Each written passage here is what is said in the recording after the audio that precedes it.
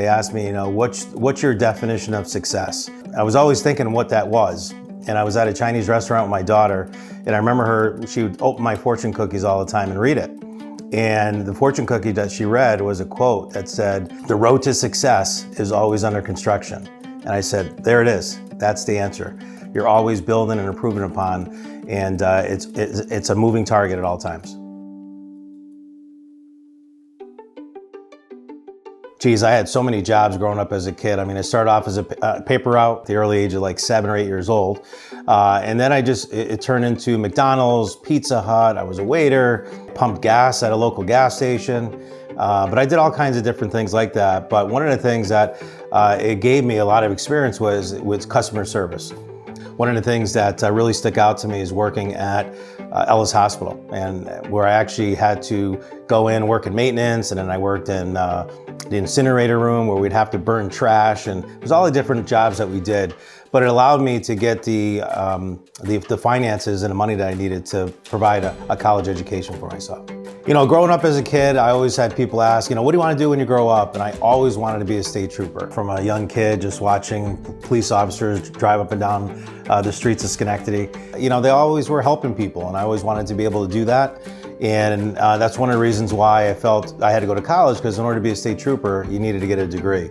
And then I found a position, an RA position, was a residential assistant. They paid for my board, and that's what allowed me to go and get my 4-year degree. When I was at Oneonta State, it was great that they covered my room and board, but you still needed money for other things, tuition and just your everyday expense. So every Thursday, Friday, Saturday night, and Sunday mornings, I worked at a place called Cathedral Farms. It was a restaurant, bar, and all my friends were out partying and having a great time. What I learned from that is, again, so many different facets of running a business. The customer service was just great at these different establishments that I worked at. And I ended up getting a business economics degree, and I thought that was something that I learned a ton of information on just in business as a whole. And it was great. And I ended up sitting for the state trooper exam, passed it with flying colors. But there was a wait. I had to wait about 6 months in order to get a position in the next academy. So I ended up applying for some different jobs. I applied for a job in insurance with Prudential Financial Services. And I had made more money in that first, say, 7 months of being with Prudential than I would have a whole year as a state trooper. So my whole state trooper dreams went down the drain. And I really love the sales aspect. I love working with people, and I love the fact of being able to build a business. And at that point, I really felt there's a big difference between an entrepreneur mindset and an employee mindset. And I really felt I really wanted to go towards that entrepreneur and opening a business. So in 1995, I ended up getting an opportunity to open up an all-state franchise. And it was a difference because I had to take a big step back. I was making a lot of money at Prudential as a manager, and then had to go back to being an actual agent. So the first couple of years were pretty tough.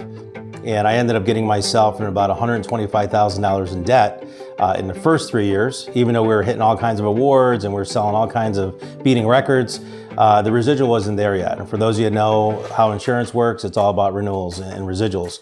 So I ended up finding a part-time job. I had an agent that came into the office that was a customer, and she said, "I think you'd be a great real estate agent." And I'm like, "Really?" I said, "Well, let me take a look at that." And when I saw the commissions that they were making versus what I was making on the insurance, I said, I got to check that career out for sure. Getting into real estate actually provided me with the resources to actually improve my insurance business, but also get out of that debt. And very quickly, I was hooked. I mean, the first year in real estate, I did 13 sales, and I did 53 sales the next year, then 77 sales the next year, to the point where I really just loved the real estate side of things. It was something that I really attracted to because it was helping people, and it was something that I really enjoyed doing. But it was a real struggle in the beginning, and especially having a young family, and my wife was working part-time at the time. But we pushed through, and again, with the entrepreneur side of me, I just knew that the harder I worked, the better that things would get in the future. So a lot of people ask me, how'd you get started in real estate? How did you become so successful starting off? And I was so fortunate to find a great mentor when I first started. I paid into coaching programs, I got mentors, because success leaves clues. And so many people that I would talk to, I would always look for who was number one. I would always look for someone that was doing what I wanted to do.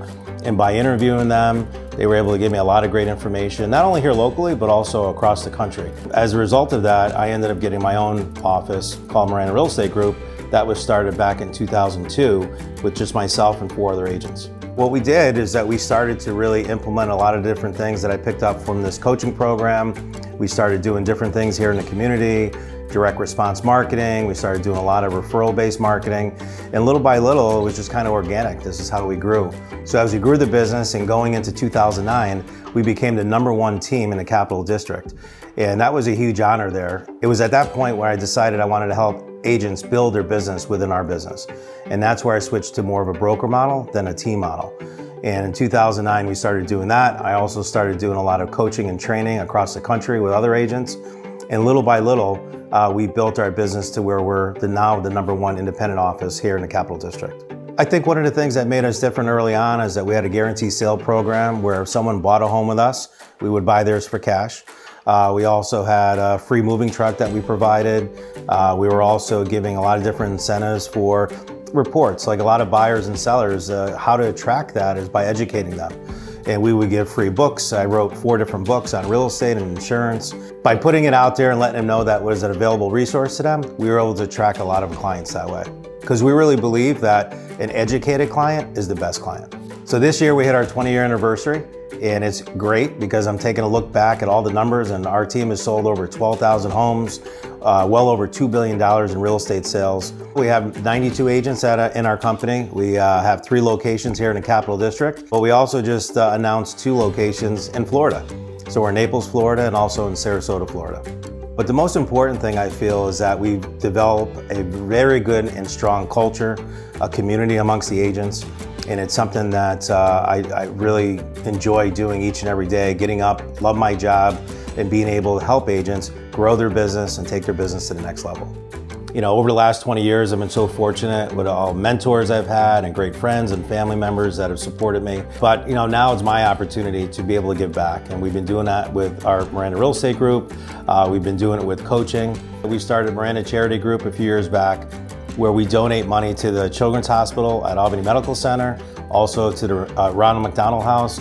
And it's something that each and every year just keeps growing. And again, the community gets together, we're able to give back, and it's something that we're going to continue to do for many years. Moving forward, we want to grow with really great agents.